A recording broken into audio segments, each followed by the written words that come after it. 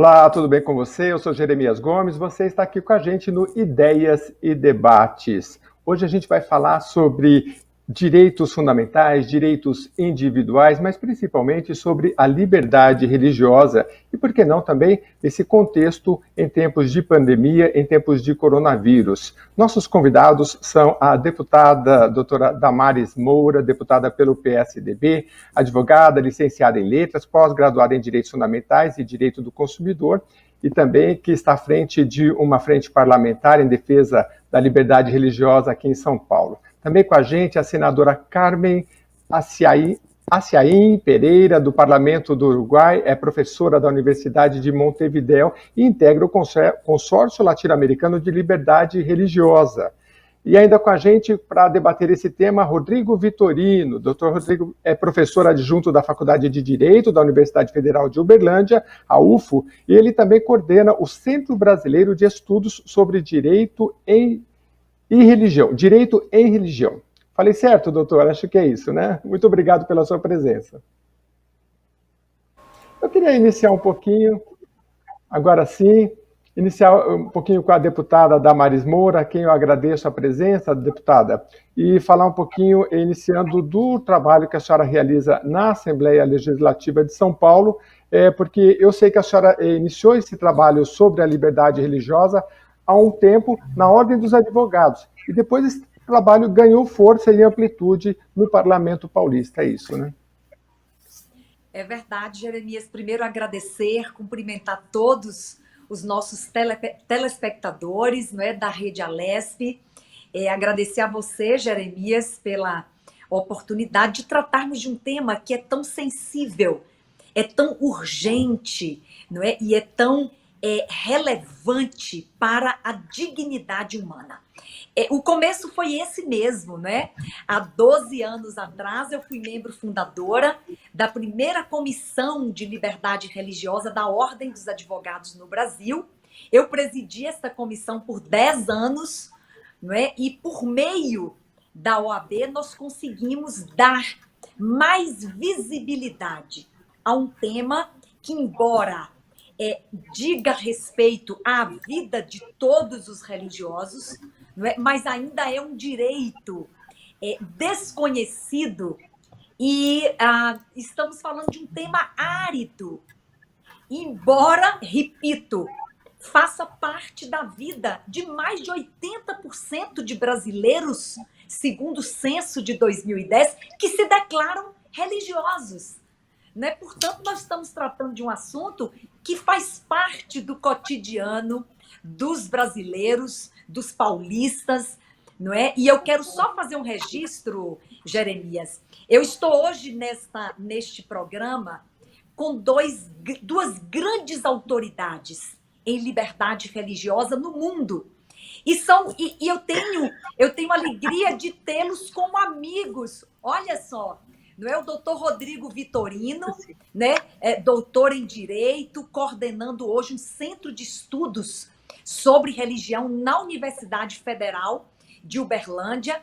O doutor Rodrigo viaja o mundo como palestrante nos mais diversos eventos internacionais, representando o Brasil de forma brilhante, como expoente do direito à liberdade religiosa, não é? E a doutora Carmen, minha colega advogada, aliás, ambos meus colegas advogados, não é, professora universitária da Universidade de Montevideo, eu tive a honra de conhecê-la alguns anos atrás, na Argentina, quando participamos juntas de um evento promovido pelo CALIR, não é? O Conselho Argentino de Liberdade Religiosa, que é um espaço de governo ligado ao governo para defender liberdade religiosa. A doutora Carmen era palestrante, eu também fui palestrante do mesmo evento, nós nos conhecemos, ela era presidente na época do Consórcio Latino-Americano de Liberdade Religiosa, é uma mulher extraordinária, preparadíssima,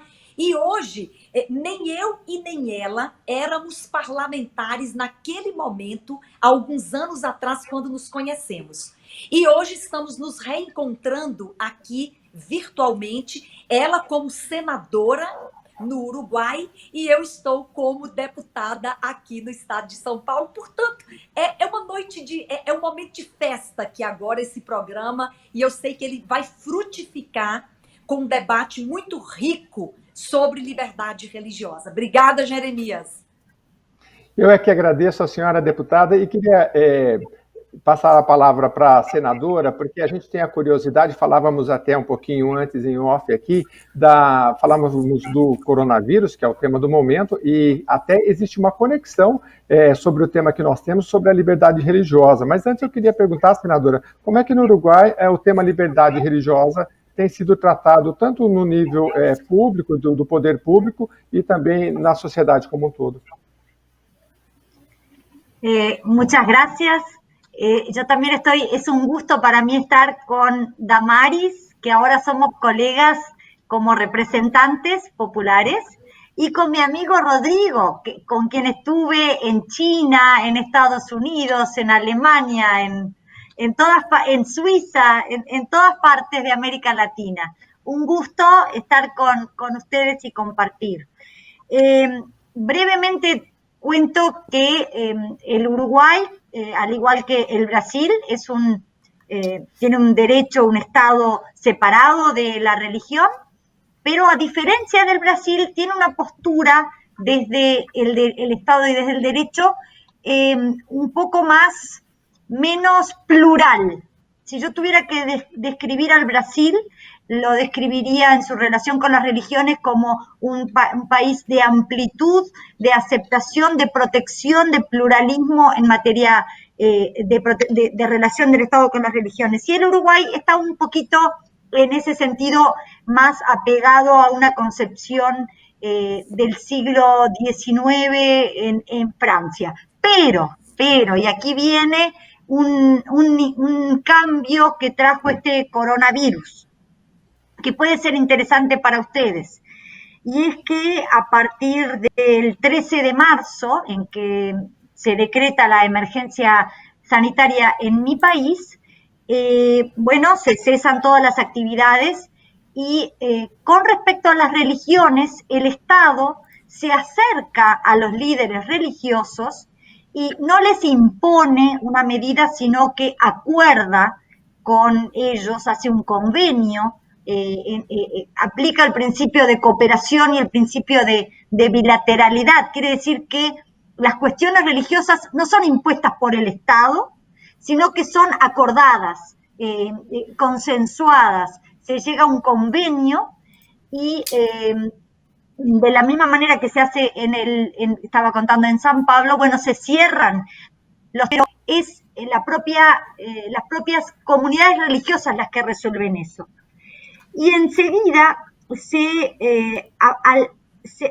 como la concepción del ser humano concibe al cuerpo, a la mente y al espíritu, se hacen medidas para el cuidado del coronavirus, por supuesto, de la salud del cuerpo, pero también se implementan asistencia psicológica por las personas que están encerradas, confinadas, y de las primeras actividades que se vuelven a abrir es la religiosa, porque se considera, y eso fue hará unos 15 días, justamente fundándose en que el espíritu también debe ser atendido y la dimensión espiritual del ser humano debe tener su apoyo, su asistencia. Entonces, me parece que eso fue un cambio en el relacionamiento entre el Estado y las diversas religiones, que puede ser interesante en estos momentos. Muito interessante. Doutor Rodrigo, inclusive, fique à vontade para comentar, pelo que eu entendi da senadora, ela explicando que essa questão do Estado no Uruguai ser laico, ser bem marcado, houve uma reunião importante pautada pelo respeito, em que todos os religiosos se reuniram e decidiram respeitar o isolamento social no Uruguai. Então, eu queria que o senhor pudesse comentar um pouquinho sobre isso, e também a deputada Damares, se também ficava... sim, agora com a gente na tela. Eu queria que o senhor comentasse um pouquinho sobre isso e também depois, na sequência, falasse para a gente do Centro Brasileiro de Estudos sobre Direito, sobre direito, em direito e religião, aliás. Fique à vontade.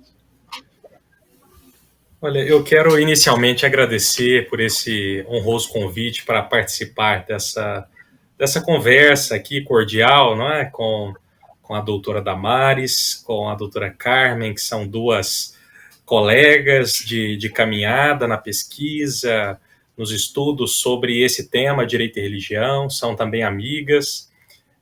Temos nos encontrado em variadas ocasiões, sobretudo nos eventos relacionados a essa temática, né?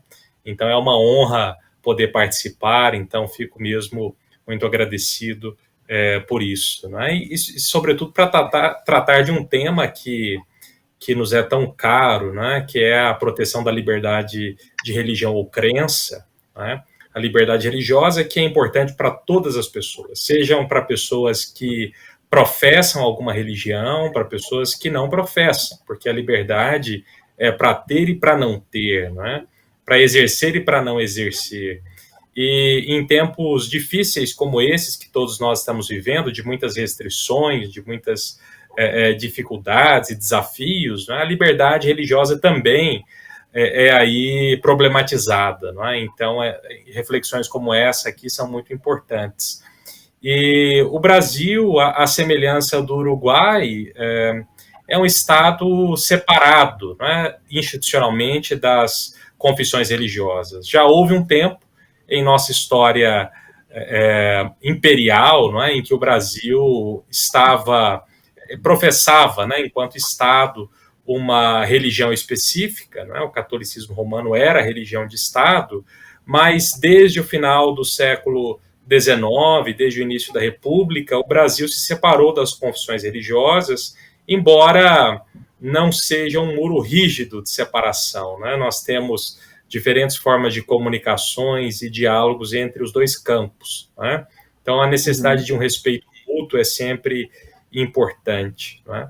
E no Centro Brasileiro de Estudos em Direito e Religião, nós nos dedicamos especialmente a esse tema, né? São muitos estudantes, são pesquisadores que atuam localmente, nacionalmente, internacionalmente, na pesquisa, em atividades extensionistas também, temos capacitações, temos seminários, temos um fórum permanente para a promoção da liberdade de religião e convicções, temos um encontro anual, não é? Então, é uma satisfação poder, de alguma forma, colaborar para essas discussões no Brasil e fora do Brasil, como a senadora Carmen mencionou, não é? Então, é sempre uma alegria. Então, é muito bom estar aqui, eu agradeço por esse convite. E para nós também é uma honra essa contribuição de ambos, inclusive internacional. Deputada, eu queria que a senhora ficasse à vontade para falar dos últimos acontecimentos, da frente de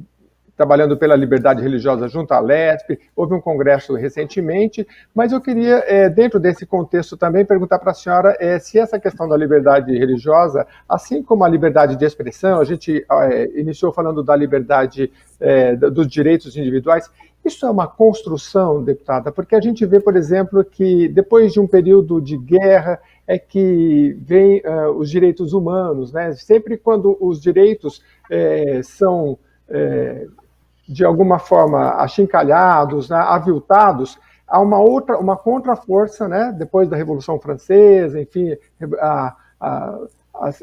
os direitos humanos na Inglaterra, enfim. Nós vivemos um momento delicado agora, né? Qual é a importância de se manter e de se estabelecer e de se cultuar essas liberdades e a liberdade religiosa? Bem, nós estamos aqui falando de um direito e de uma liberdade fundamental.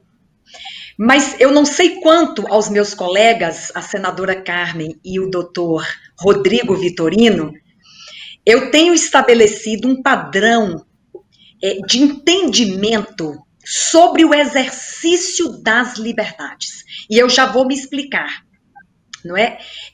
Eu tenho uma compreensão de que nenhum direito ou nenhum exercício de direito e de liberdades, mesmo que os direitos e liberdades fundamentais este exercício é absoluto, ou esse direito é absoluto. Nós temos uma medida, não é, para limitar o exercício de um direito. Quando eu falo assim, certamente os meus colegas ficaram preocupados, não é? Mas o limite para o exercício de qualquer liberdade, de qualquer direito, ainda que fundamental, é a dignidade humana. É a dignidade do outro. Todas as vezes que eu exerço a minha liberdade, seja ela qual for, e nós colocamos duas em debate aqui, a liberdade religiosa e a liberdade de expressão, não é? Que são liberdades pelas quais muitos lutaram e morreram por elas. Mas mesmo estas, né, todas as vezes que o exercício dessas liberdades violarem a dignidade do outro, que é dignidade, é valor humano, não é? E tudo aquilo, ou todas as práticas que mitigam, que diminuem, não é? Que violam, que retiram a minha dignidade ou o meu valor, o agente daquela prática extrapolou o exercício do seu direito. Não é? E por que eu estou falando isso, Jeremias? Porque nós estamos vivendo um momento emblemático aqui no Brasil e talvez no mundo, por exemplo, quanto ao exercício da liberdade de expressão.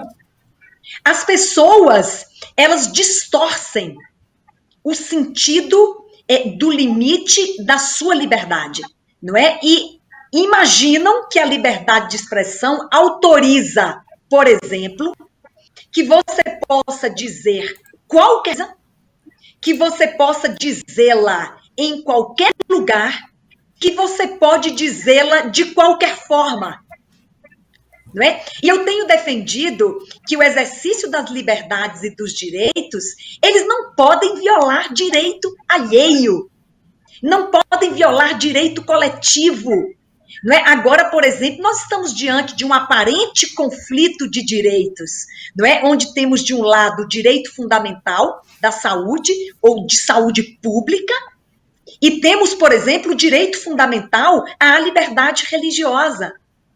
Mas nós conhecemos, nós aqui, meus colegas, né, a senadora Carme e o professor Rodrigo Vitorino, que o Pacto de São José da Costa Rica, que é a nossa Convenção de Direitos Humanos, lá no artigo 12, diz textualmente que a liberdade religiosa é um direito fundamental, está garantido, você pode escolher, você pode professar, você pode se organizar, você pode mudar de religião, sem sofrer qualquer tipo de embaraço.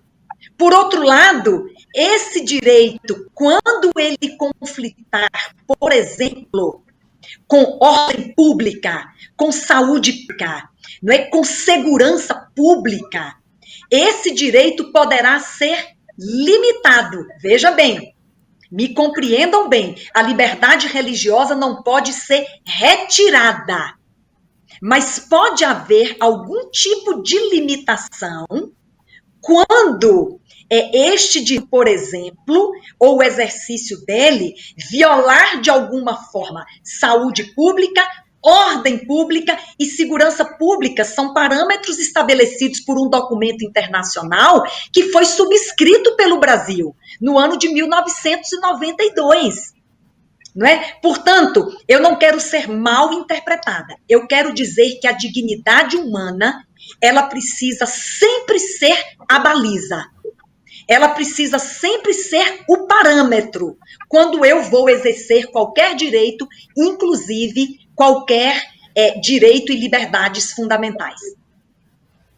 Doutor Rodrigo, eu queria a sua contribuição, né, que é um momento muito particular esse da pandemia, e de fato, é lógico, se as pessoas saírem, se aglomerarem nas ruas, é o direito da sua manifestação, mas também você tem a saúde pública, você tem a segurança, né? É um momento de reflexão para que a gente possa entender, no momento de tanta individualidade, a gente ter esse olhar do coletivo. Com certeza, né? Acho que é um tempo diferente, um momento atípico, né, que estamos vivendo, e inclusive para o exercício da liberdade religiosa, né? Então, inclusive da liberdade de expressão também, como a doutora Damares colocou, dois temas importantes nesse contexto em que nós vivemos, né? É preciso lembrar que, associado a todo direito, a toda liberdade, existe uma responsabilidade. Não é? Nós não podemos achar que podemos, os nossos direitos, como muito bem colocou a doutora, os nossos direitos são absolutos. Não é? Nessa discussão é interessante que tem uma decisão do Supremo Tribunal Federal de 1949, que enfrentou, talvez seja a primeira decisão no âmbito da jurisprudência do Supremo Tribunal, que enfrentou um tema sobre liberdade religiosa. Foi um caso envolvendo a Igreja Apostólica Brasileira.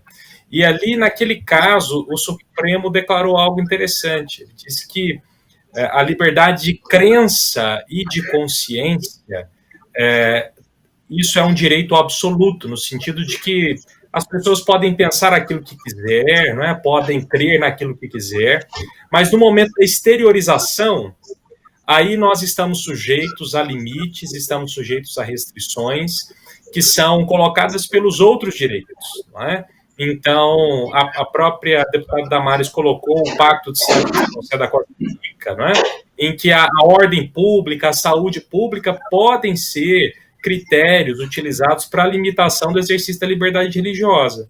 Agora, a questão é a seguinte, será necessário mesmo chegar a esse ponto, né, de nós termos que exercer o direito, né, no sentido de impor uma restrição à liberdade religiosa, de aplicar, de realizar o direito nesse sentido? Ou será que não é melhor, né, nós termos uma tomada de consciência e resolvermos isso de forma mais pacífica e tranquila, não é? No sentido de que as próprias comunidades, os próprios indivíduos, as pessoas, não é, tomam a iniciativa, né, de terem cautela, de terem cuidado, inclusive nos ambientes de exercício da religião. Me parece que esse é o melhor caminho, não é? Uma solução que nem mesmo seria necessário passar pelo Poder Judiciário ou pelos poderes públicos de forma geral, mas que as próprias comunidades pudessem aí agir de forma cautelosa e cuidadosa, como nós de fato temos visto em vários contextos acontecendo no Brasil e fora do Brasil também. Não é? Evidente que há situações em que as pessoas não são cautelosas, né, não tomam as medidas de distanciamento social necessárias, não se cuidam, não é? Então, nessas situações, talvez seja necessário o Estado exercer, sim, o seu poder de intervenção. Agora, espera-se que numa sociedade em pleno século XXI, que nós tenhamos decisões conscientes, não é? E conscientes não apenas dos meus direitos enquanto pessoa, enquanto indivíduo, mas dos interesses que são públicos, que são sociais, e o papel de cada um de nós contribuindo para alcançar a concretização da dignidade da pessoa humana. Não é? Então, eu vejo que esse tempo nos chama também a essa reflexão, e eu sei que isso está acontecendo, né? A doutora Carmen anteriormente comentou, não é, sobre essa atividade que aconteceu ali das comunidades religiosas no Uruguai. Talvez ela possa comentar um pouco mais sobre isso, né? Que foi uma iniciativa muito interessante.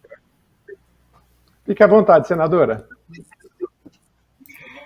Sí, puedo ampliar algo más que les puede resultar interesante, porque después de esa mediatura de los templos, acordada entre el gobierno y los líderes religiosos, ocurrió un conflicto con la autoridad municipal o estadual. Nosotros tenemos un régimen unitario, no federal, pero de todas maneras hay autoridades de los departamentos que vendrían a ser sus estados, San Pablo, Río Grande do Sul, etc.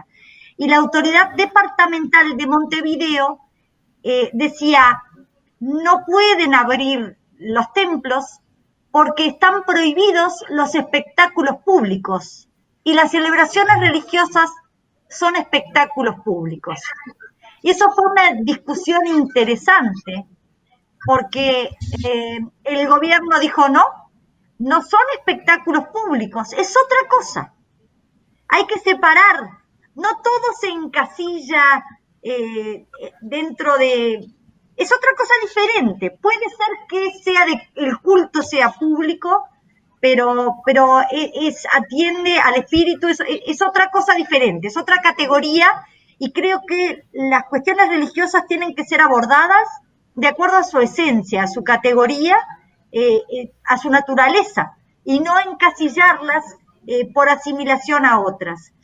Y el profesor Rodrigo hablaba de la libertad religiosa y el interés público, y yo creo que la promoción de la libertad religiosa es del máximo interés público, porque el Estado no puede sino reconocer al ser humano tal y cual el ser humano es, y el ser humano es un ser religioso desde tiempos inmemoriales, y si es parte de sus derechos fundamentales, el Estado, que es un servidor público y es el administrador del bien común, tiene que darle ese lugar. Y respecto a lo que mencionaba la diputada Damaris sobre libertad de expresión y los límites, me gustaría traer a colación un documento en el que participamos el profesor Rodrigo y yo, y que lo resume todo, que fue una declaración en Punta del Este: dignidad humana para todos en todas partes. Si de verdad se respeta la dignidad humana de todos y todas partes, entonces se va a respetar a aquellos que tienen libre expresión, pero también a aquellos que quieren ejercer su religión o creencia, o no ejercerla, como decía Rodrigo. Y no olvidar que son derechos que se combinan y cambian de lugar. Hay libertad de expresión religiosa y hay libertad religiosa que se expresa. Entonces, es que el ser humano es uno y no se puede separar en casilleros. Entonces, la protección es de su dignidad en su totalidad. Deputada Damaris, fique à vontade para... Eu queria acrescentar uma coisa. Também não sei se a senadora Carmen, minha amiga, e o doutor Rodrigo Vitorino, meu querido amigo, concordam, mas eu me filio a um ensinamento, não é, do ministro Luiz Barroso, onde ele trata dos direitos fundamentais. Ele não trata os direitos fundamentais de forma hierárquica, não é? Ou seja, os direitos fundamentais, eles precisam se harmonizar. Os direitos fundamentais, eles precisam conviver. Nós corremos um perigo de começar a estabelecer uma hierarquia entre os direitos fundamentais, não é? Esse é mais importante do que aquele. Não.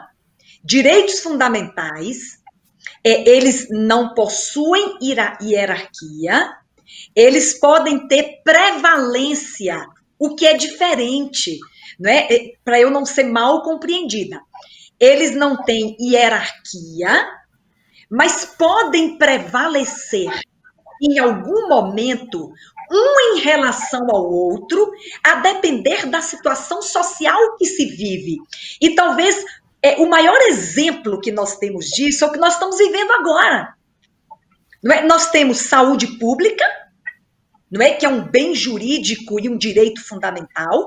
Nós temos o direito de liberdade religiosa, a expressão da fé, não é? O direito de organização, porque a liberdade religiosa ela tem as suas dimensões, é o direito de escolher, de professar e de se organizar, não é? Mas nós estamos vivendo um momento em que a saúde pública precisa ser conservada, e para ela ser conservada, é preciso evitar aglomeração de pessoas. E se os cultos religiosos promovem aglomeração de pessoas, neste momento, não é? Recomenda-se a suspensão dessa atividade religiosa presencial, mantendo o núcleo essencial da religiosidade, que é, por exemplo, poder realizar os cultos de forma online. Esta é uma alternativa de preservação da essencialidade da fé que sustenta as pessoas. Portanto, um bom ensinamento que eu tenho me filiado é que direitos fundamentais, eles precisam dialogar, eles precisam conviver, eles precisam se harmonizar, não é? E não estabelecermos hierarquias de direitos fundamentais. Embora, em algum momento como este, possa haver a prevalência de um sobre o outro, exatamente para promover o bem de todos. Não é? Porque o final de tudo é o que a senadora acabou de dizer. O final de tudo é promover dignidade humana para todos. Aliás, senadora Carmen, o Estado brasileiro, na sua Constituição, no artigo 1º, estabeleceu como fundamento do Estado brasileiro a promoção da dignidade humana. Está lá no inciso 3º do artigo 1º. Então, só essa contribuição que eu queria dar a respeito da convivência dos direitos fundamentais. Eu tenho muitos temas para tratar com vocês, espero que dê tempo, né? Mas eu queria passar um pouquinho também para o doutor Rodrigo, para fazer uma análise. A gente está fazendo, a deputada fez uma análise constitucional, né? O senhor também é constitucionalista, mas como é que vocês veem o trato disso na academia, uma vez que vocês, por exemplo, a doutora Damares e o senhor também tem pós-graduação em Coimbra, e isso fora do Brasil é tratado de uma outra forma? Como é que a gente trata desse tema da liberdade religiosa para que, posteriormente, ele vá descendo e esse conhecimento que a doutora Damares nos passou, ele chegue até o nível escolar comum e possa ser entendido por todas as pessoas, no caso os brasileiros, doutor? Sim, é muito boa essa pergunta. Isso me dá a oportunidade de comentar também um pouquinho sobre de algumas ações que nós participamos, a doutora Carmen participa também, a doutora Damares tem contatos também, mas existem algumas redes internacionais de pesquisa que discutem esses temas da liberdade religiosa, né, especialmente. Uhum. Então, existem redes em nível global e também latino-americano. A doutora Carmen foi presidente de uma delas, né? A mais importante aqui do nosso da América Latina, né?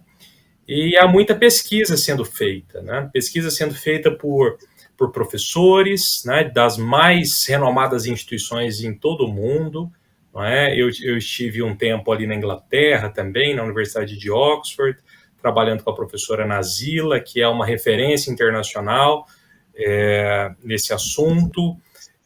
Temos professores no continente africano, na Ásia, na Oceania, na América do Norte, na Europa como um todo. Enfim, é um tema que é discutido no mundo inteiro, né? Porque as pessoas, enfim, em qualquer lugar elas vão exercer algum tipo de convicção, de fé, né? E isso se torna, então, objeto de interesse da academia, né? Interesse não apenas na perspectiva dos estudos de religião, da ciência, das ciências da religião, da teologia ou de estudos afins, mas também do ponto de vista jurídico, né? Porque em algum momento o fenômeno religioso ele vai demandar algum tipo de tratamento jurídico, seja, por exemplo, quando uma comunidade religiosa quer se organizar, né, para obter um CNPJ, né, ou algo assim. Então, nós temos a regulação, em alguma medida, da manifestação da religião em todos os lugares, né? Alguns estados buscam se afastar um pouco mais disso, deixando as religiões mais livres no sentido, ou tentando, né, afirmar uma espécie de indiferença em relação ao fenômeno religioso, né, o que é o laicismo, né, ou a laicidade ao estilo francês, mexicano, né, talvez uruguaio também, mas tudo isso se torna, então, objeto de estudo, né, e nós que somos pesquisadores, que atuamos nas universidades, nas instituições de ensino, temos interesse nesses temas. Então, há muitas publicações em variadas línguas, né? E enquanto no Brasil, não vou falar em língua portuguesa também, em Portugal, né, onde, como você colocou, né, eu fiz os meus estudos ali de doutorado na Universidade de Coimbra. Meu orientador é bastante conhecido aqui no Brasil, para aqueles que discutem esses assuntos, o professor Jonatas Machado, conhecido a doutora Damares também. Então, em língua portuguesa há materiais excelentes, e no Brasil nós temos também. Temos alguns autores que têm publicações de excelência sobre esse tema, não é? Alguns deles, inclusive, integram o nosso centro de estudos em Direito e Religião, não é? Então, há obras para aqueles que têm interesse, né? E no CEDIRE nós buscamos fazer com que esses temas fiquem não apenas nas discussões acadêmicas, mas cheguem também à comunidade de forma geral. Então, nós buscamos traduzir isso numa linguagem acessível, porque às vezes a linguagem jurídica não é tão acessível assim para a população em geral. Então, nós buscamos desenvolver materiais de capacitação. Então, já demos cursos para professores de rede pública, cursos para jovens estudantes, né, cursos para profissionais de várias áreas. Estamos finalizando agora um material de capacitação para servidores públicos de várias áreas. Então, sim, nós temos estudos, né, tanto no âmbito de mestrado, de doutorado, há dissertações, há teses que enfrentam temas variados. Temos obras que já são publicadas pelas editoras. No Brasil, inclusive, alguns dos autores fazem parte do Centro de Estudos do CEDIRE, né? Centro de Estudos em Direito e Religião, de que eu faço parte. Então, nós temos uma boa produção de qualidade, embora não haja grande quantidade de trabalhos publicados sobre esses temas, né? Então, ainda há muito a ser feito, né? Com certeza. Muito bem, eu queria saber da senadora também se, em relação a essa produção acadêmica no Uruguai, e se esse conhecimento, não sei se nas escolas da educação básica há educação de liberdade religiosa. Bien, en el Uruguay se hizo un camino bastante nuevo, porque no estaba desarrollado por esa concepción laicista del derecho. No estaba desarrollado el estudio de las relaciones entre el derecho y la religión, o el Estado y la religión. Es más, algunos consideraban, pero no hay por qué ocuparse si el Estado uruguayo es laico. Sí, pero también, tampoco, hablando de clubes deportivos, como me hablaba el anfitrión, el Estado uruguayo no es de Peñarol, no es de Nacional, pero el deporte existe, y hay que atender a los distintos parciales de los clubes deportivos, haciendo una comparación que no hace mucho honor, pero para que se entienda. Lo primero que hay que tener en cuenta al encarar, creo, la enseñanza del derecho y religión en la universidad es que no hay que ser creyente ni hay que ser religioso para entender las leyes sobre el fenómeno religioso. No hay por qué ser un practicante devoto. Se hizo un camino en el Uruguay, algo tuve que ver, gracias al conocimiento de colegas, de haber viajado, de haber visto otras realidades, y se fue abriendo las cátedras en por lo menos 3 universidades, y alguna producción académica y alguna investigación. Somos muy pocos, 3,5 millones, y entonces, claro, la gente que se interesa en esto también es poca, pero yo de verdad creo que, siendo, como decía la diputada Damaris, un derecho fundamental, y tan fundamental que ha hecho que fuera la primera enmienda de la Constitución de Estados Unidos y la razón por la cual se fueron muchos peregrinos buscando la libertad que no tenían en Inglaterra en aquel momento. O sea, tan importante es que la gente está dispuesta a cambiar su vida por él. No podría estar ausente de las carreras de derecho, pero tampoco de ciencias políticas, de periodismo, de la formación de servidores públicos, como decía Rodrigo, también de economistas, de sociólogos, porque, como también lo había dicho Rodrigo, no alude solo al que cree, también el derecho de no creer. El otro día estaba mirando una objeción de conciencia que presentó en Perú una estudiante que no quería ser obligada a rezar cuando todos, o a recibir unos contenidos religiosos. O sea, también protege al no creyente. Entonces, es del ser humano, es un derecho fundamental y no podría estar ausente, por lo menos en las carreras que hablan del ser humano. Quizás en veterinaria no tiene que ver, pero el resto sí. Entonces, en eso, bueno, es un camino que se está haciendo bastante lento, pero sin pausa, y se va avanzando de a poco. No está en la universidad. En la universidad estatal no está, es solo en las privadas. Não está presente. A gente fechou um ciclo aqui, deputada Damares, sobre esse tema, e eu queria voltar para a senhora justamente para falar um pouco sobre isso, da importância da educação da liberdade religiosa, que sai do universo acadêmico e vai até os bancos escolares, né? A senhora acha que no momento de tanta polarização política, por exemplo, se o ensino da liberdade religiosa pode fundamentar um melhor entendimento entre as pessoas, uma base mais sólida para entendimento? Eu tenho defendido intensamente aqui no Brasil a introdução de conteúdos que tratem sobre o direito à liberdade religiosa, dignidade humana, um pouquinho de direito constitucional, artigo 5º, nos ensinos mais fundamentais. Porque eu defendo que é muito mais fácil você mudar ou você educar uma criança do que você transformar um adulto intolerante.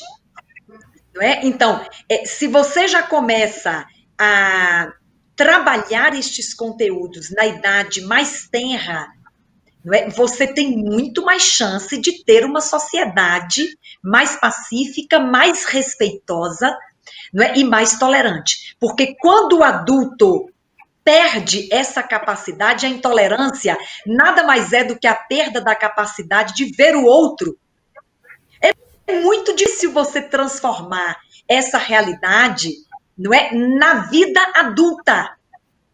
Então, nesse sentido, e aí eu não vou entrar nessa discussão porque ela é muito espinhosa e nós teríamos que fazer um programa inteiro sobre isso, a questão do ensino religioso, não é? Porque a Constituição, lá no artigo 210, torna obrigatória a oferta do ensino religioso para o ensino fundamental, embora seja de matrícula facultativa, não é? E aí o que eu tenho recomendado? Já que o ensino, a oferta é obrigatória de ensino religioso nas escolas públicas de ensino fundamental, por que não aproveitarmos esta grande oportunidade para introduzirmos conteúdos relacionados a direitos fundamentais, direito à liberdade religiosa, não é?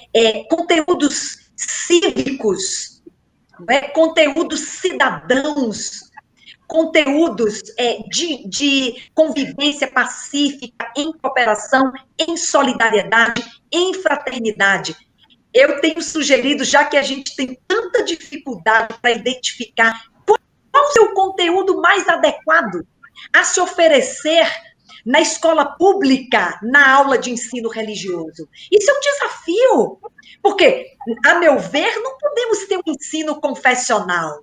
A meu ver, não podemos ter um ensino doutrinador na escola pública. Para isso, nós temos as escolas confessionais, que o artigo 20 da LDB, que é a Diretrizes e Bases da Educação Nacional Brasileira, já autoriza o ensino confessional. Não é? Então, a gente não pode ter um ensino doutrinador na escola pública. Então, o que é que nós vamos ensinar? Vivemos conflito. Por que não ensinar direito fundamental, a história das religiões, o respeito à diversidade religiosa e à convivência respeitosa? É o que eu penso sobre um assunto que nós não temos ainda uma resposta pronta, não é? Mas precisamos nos avançarmos no aperfeiçoamento desta matéria. Doutor Rodrigo, eu queria que o senhor comentasse um pouquinho também da questão das mídias sociais, né? Para todos os lados. Eu vi recentemente, por exemplo, uma grande mídia social que bloqueou um conteúdo porque não ia de acordo com a política daquela empresa, né? Daquela determinada empresa de mídia social, né? A gente está sabendo lidar com essa mídia social que foi popularizada e, nesse contexto, o que a doutora Damares trouxe desse ensinamento da liberdade religiosa, da liberdade de expressão, será que não seria melhor, não só para brasileiros, mas para uruguaios, para todos, ter mais conhecimento de até onde a gente pode se expressar com qualidade? Esse é com certeza um grande tema, não é, para os nossos dias. E eu acho que tem tudo a ver com aquilo que a doutora Damares comentava acerca da importância da educação, não é? Apenas fazendo uma pequena observação, em complemento, talvez, àquilo que a doutora Damares colocava, existe um material que foi produzido pela Organização para a Segurança e Cooperação na Europa, que são os princípios de Toledo sobre o ensino religioso, que falam exatamente desse assunto. Imagino que a doutora Carmen também vai falar um pouquinho disso, conhece, né? Então, um material interessante, né, que traz algumas diretrizes para como trabalhar o tema da liberdade religiosa no âmbito de uma disciplina, não é, de ensino religioso. Então, é um material interessante que eu acho que compensa uma visita. E, inclusive, falando também desse tema da educação, a importância da educação para lidar com as mídias sociais, não é? Essa ideia de uma quase que uma alfabetização midiática, né? Se é que nós podemos colocar dessa forma, mas a ideia de que é preciso que nós aprendamos a lidar com as mídias sociais.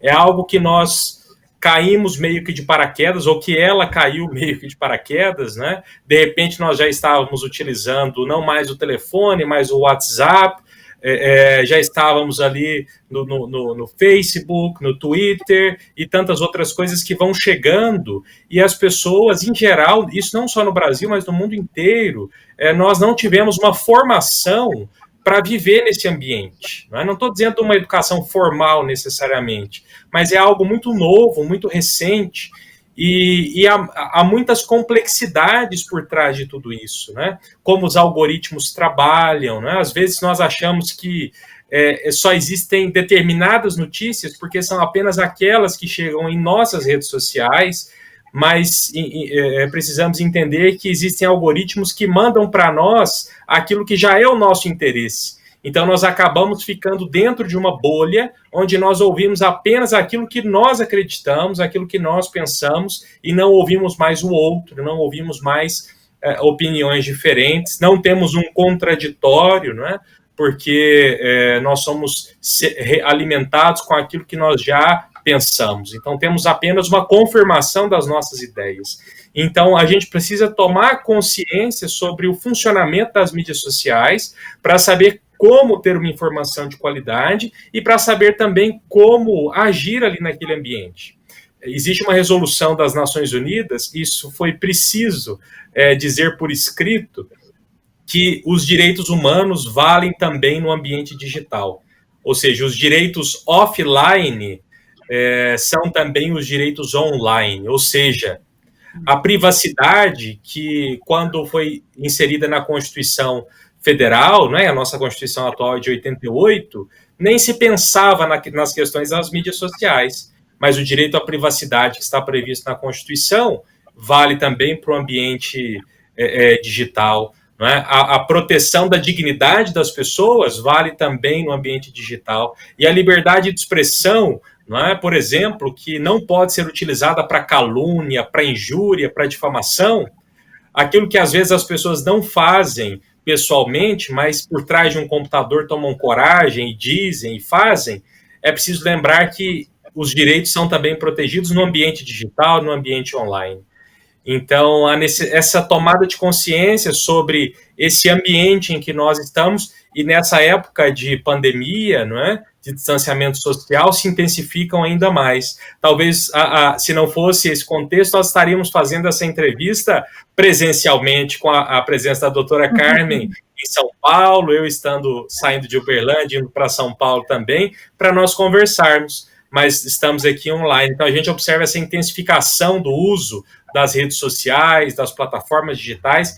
Nós precisamos ter essa consciência de que os direitos valem também nesse ambiente, precisamos respeitar os outros e exercer a nossa liberdade de expressão com respeito pela dignidade alheia, né? Nosso tempo está acabando, a gente tem só 5 minutos, então vou passar a palavra aí de mais 2 minutinhos para cada um, mas eu queria passar um pouquinho para a senadora, ainda dentro desse tema, a senadora Carmen, que conversa com a gente diretamente do Uruguai. Eu me lembro o doutor falando que na Primavera Árabe, um dos rapazes que foi o deflagrador da Primavera Árabe, que morreu tanta gente, ele falou na época assim, olha, você precisa da internet, na época ele tinha 1 milhão de seguidores, né, para derrubar um governo. Depois que ele fez todo o trabalho, ele voltou e ele fez inclusive uma palestra TED sobre isso, dizendo eu estava errado. O que eu vi foi o meu país dividido em 2, né? Um contra o outro, um brigando contra o outro. Então ele foi fazer todo um trabalho de restauração no ambiente da internet, falando, gente, a gente não pode ser polarizado dessa forma, a gente tem que sentar, a gente tem que conversar. Então eu queria a sua opinião sobre isso, dentro do tema da liberdade religiosa, se no momento em que tantas pessoas se reúnem online nos cultos, né, se é também um trabalho que tem que ser feito de base, nesse momento que a gente precisa tanto de compreensão, de diálogo. Gracias por la pregunta, porque me lleva, si me permite, de vuelta a la educación. Entiendo que, creo, estoy convencida de que es tan importante esa enseñanza acerca del otro, esa convivencia con el otro, esa comprensión de por qué el diverso, mi compañero de banco en la escuela, por qué está usando un kipá o un velo islámico, o por qué él guarda el sábado y lo respeta como día de precepto, o por qué no hace determinadas cosas que para mí están bien, o cumple determinados ritos o cree determinadas cosas. El poder comprender al diverso como punto de partida para la pacífica convivencia, porque si se crean esos estereotipos, esa como diabolización del diverso, del que es distinto y al que no lo comprendo es distante, eso va a ser mucho más difícil luego poder comprender por qué hace lo que hace. Entonces, volviendo sobre este derecho fundamental, pero aplicado en la educación, algunos apuntes. Primero,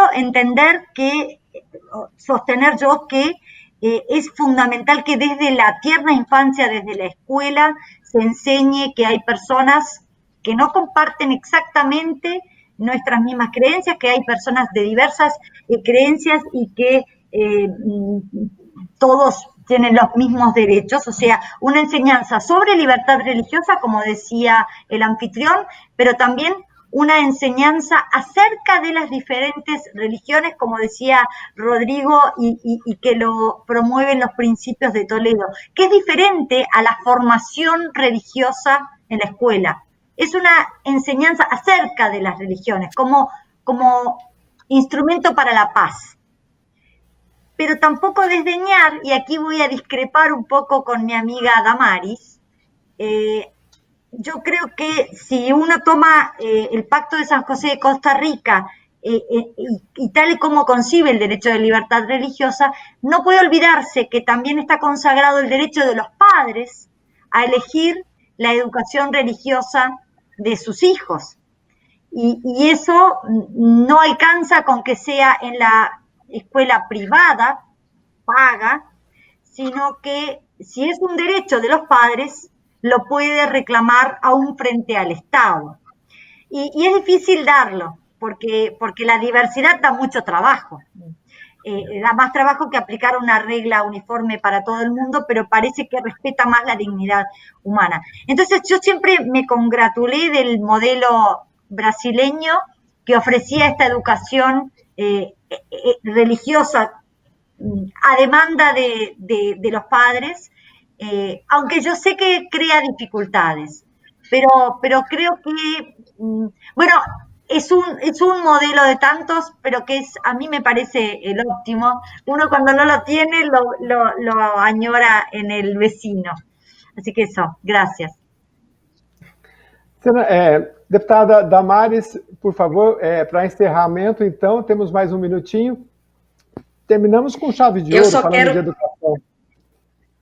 Eu só quero agradecer a honra da presença da senadora Carmen, senadora uruguaia, professora de Direito, ali na Universidade de Montevidéu, uma autoridade no tema. Eu quero agradecer, senador, o seu tempo de estar aqui conosco, foi extraordinário, sei que poderíamos ficar aqui muito mais tempo, e agradecer o meu querido amigo, doutor em Direito, professor Rodrigo Vitorino, da Universidade Federal de Uberlândia, e também o coordenador do Centro de Estudos de Direito e Religião daquela universidade, né, um palestrante nacional e internacional, e a você, Jeremias, aos telespectadores, à TV Alesp, todos os colaboradores, pela oportunidade que nos dão à noite.